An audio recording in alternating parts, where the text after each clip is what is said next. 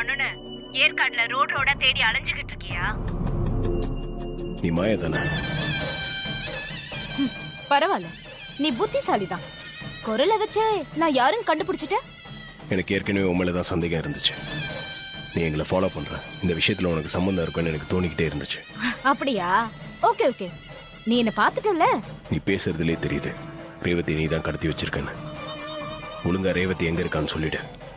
ஒரு நாள் உன் பொண்டாட்டிய காணோன்னு இப்படி துடிச்சு போறியே, கல்யாணம் அன்னையில இருந்து மகேஷ காணோன்னு நானும் துடிச்சுக்கிட்டு தானே இருக்கேன். அந்த வலியும் வேதனையும் உனக்கு புரியணும்ல, அதுக்குதான் ரேவதியை தூக்குனேன். இப்போ அவ ஏன் கஸ்டடியில தான் இருக்கா. ஏய், அறிவு இருக்கா உனக்கு? மகேஷ் காணாம போனதுக்கும் எனக்கும் எந்த சம்பந்தமும் இல்லைன்னு சொல்லிட்டான்ல. இங்க பார், உன்கிட்ட நான் விலக்கொல்லாம் கேட்கல. மகேஷ் என்கிட்ட வந்தாதான் ரேவதி உனக்கு உயிரோட கிடைப்பா. ஏய், நீ எல்லாம் ஒரு பொம்பளையா? ரேவதியை கடத்தி வச்சுக்கிட்டு நீ மிரட்டுற.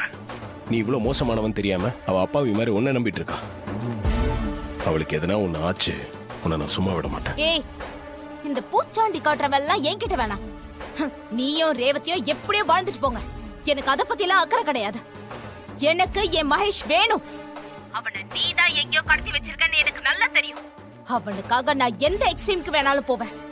அவ எங்கன்னு சொல்லிடு, இல்லனா நீ ரேவதியை உயிரோட பார்க்க முடியாது. ஏய், நான் மகேஷை கடத்தலன்னு உனக்கு எத்தனை வாட்டி தான் சொல்றது?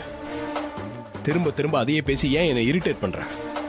எனக்கும் அவன் காணாம போனதுக்கும் எந்த சம்பந்தமும் இல்ல. ஏய், நீ சொன்னதையே சொல்லிக்கிட்டு இருந்தா நான் நம்பிடுவேனா? உன்னை தவிர அவனை கடத்துறதுக்கு வேற யாருக்கும் மோட்டிவ் கிடையாது. நீதான் அவனை கடத்தி வச்சிருக்கணும். இன்னும் உனக்கு 2 மணி நேரம் டைம் தரேன். அதுக்குள்ள நீ மகேஷ என்கிட்ட ஒப்படைக்கலனா உன் அருமை பொண்டாட்டி ரேவதிய நீ உயிரோட பார்க்க முடியாது. அவளை கொன்னுடுவேன்.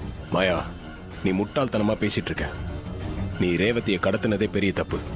இந்த மாதிரி மிரட்டுறதெல்லாம் அதை விட பெரிய தப்பு. நீ தேவையில்லாத சிக்கல்ல மாட்ட போற. என்ன பெரிய சிக்கல் வந்துரும்?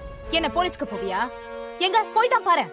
மாயா, இத பாரு, நீ போலீஸ்க்கு போனாலும் நான் பயப்பட மாட்டேன். எப்படின்னு கேக்குறியா? ரேவதி எழுதுற மாதிரி இந்த கல்யாணத்துல எனக்கு விருப்பம் இல்ல. எங்க அம்மா தான் எனக்கு பிடிக்காத ஒருத்தனை ஃபோர்ஸ் பண்ணி என்ன கல்யாணம் பண்ணி வச்சாங்க. அதனாலதான் நான் தற்கொலை பண்ணிக்கிறேன்னு சொல்லி ஒரு லெட்டர் எழுதி வச்சுட்டு அவளை ஏதாவது ஒரு மலை உச்சில இருந்து தள்ளி விட்டுருவேன். போலீஸ் அந்த லெட்டரை பார்த்தா உன்னையும் அந்த சாமுண்டீஸ்வரியையும் தான் அரெஸ்ட் பண்ணுவாங்க. நான் இதுல இருந்து ஈஸியா எஸ்கேப் ஆயிடுவேன். மாயா வேண்டாம். உனக்கும் உன் குடும்பத்துக்கும் ரேவதி எவ்வளவோ நல்லது செஞ்சிருக்கா. அதெல்லாம் கொஞ்சம் கூட நீ நினைச்சு பார்க்க மாட்டியா? அவளை கொன்னுடுவேன் மிரட்டுற. ஏன் இவ்வளவு கேவலம்?